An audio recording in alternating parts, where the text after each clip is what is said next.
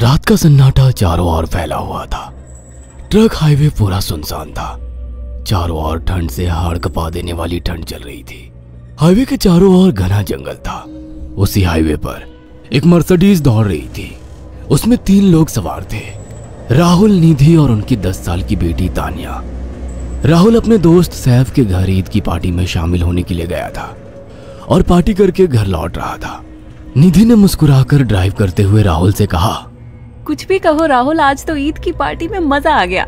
हाँ, मेरा दोस्त बहुत ही बिंदास और हंसी मजाक करने वाला व्यक्ति है। मैंने देखा उसके घर पर शहर की एक से एक बड़ी हस्ती थी, मगर फिर भी वो उन सबको इग्नोर करके हमें इम्पोर्टेंस दे रहा था।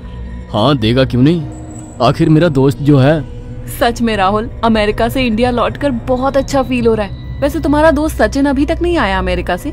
निधि की बात सुनकर राहुल चौंक कर बोला, ओह शिट यार, उसका फोन आया था कि वो इंडिया आ रहा है। उसने बोला था कि मुझे एयरपोर्ट पर पिक कर ले। निधि बहुत नाराज होगा वो।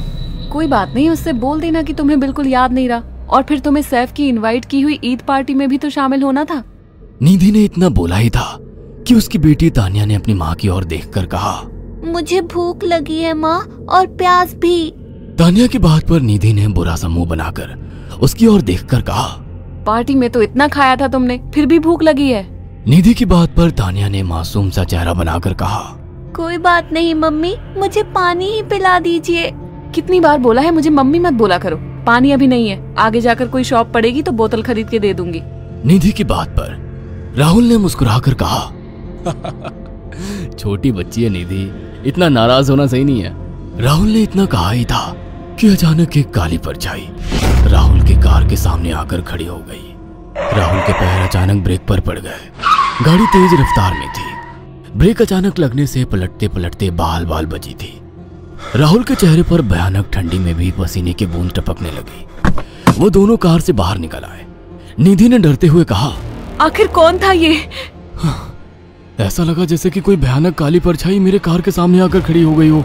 वो दोनों काली रात के सन्नाटे में इधर उधर देखने लगे।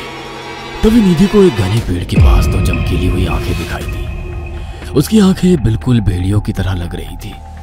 निधि ने चीखते हुए राहुल से कहा, राहुल देखो कौन है वो, जल्दी से गाड़ी में बैठो, मुझे बहुत डर लग रहा है। राहुल ने उस तरफ देखा तो उसके रोंगटे खड़े हो गए। वो दोनों गाड़ी के अंदर बैठने ही वाले थे कि अचानक एक अजीब सा चेहरा वाला भयानक सा आदमी बिजली की रफ्तार से